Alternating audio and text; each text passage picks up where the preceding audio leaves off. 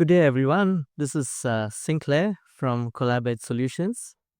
The objective today is to showcase to you MedPrivacy application, uh, which I use a lot in my work to de-identify sensitive data before I use it for like preparing change of circumstances report, which is what the goal that I want to show you going forward. So, two parts. Today's part is all about. This session is all about the MedPrivacy, and in a following segment, I will also show you how I use this information to to quickly generate a change of circumstances report using Notebook LM. That's it for the second part.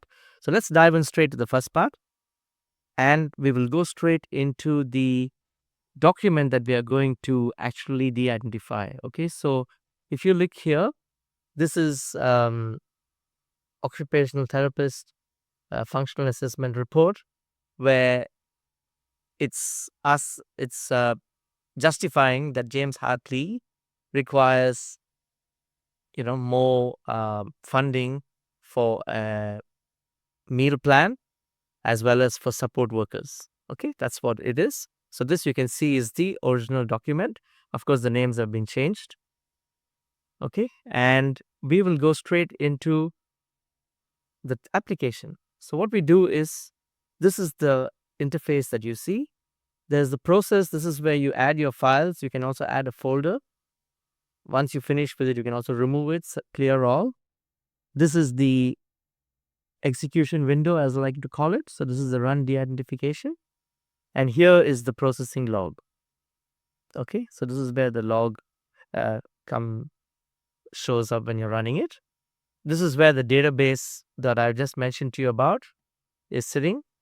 And the settings here is where we are saying where is the actual PIR database sitting in. Okay, so I have to change this because this is showing me the old one. So I want to change this to this one here. Okay, so this is where we have our data. So I've changed it, and I'll go back to the process. I will, step one, add the file. Okay, so if you remember, so I've got this file here, the one I just opened up. I'll pick it up. It will bring this information here, and I will run the de-identification step. Notice the processing log as I run it. Okay, right? So it's in a less than a few seconds. It's actually done it, and it's basically said how many. It's given you the full log of what has happened. Okay, and that's it. And then you can go to the output folder. You will see that it's created what we call as a new folder. See, this is where I am, 7:55 a.m. on the 10th of May. And this has now created a new file which has de-identified the information.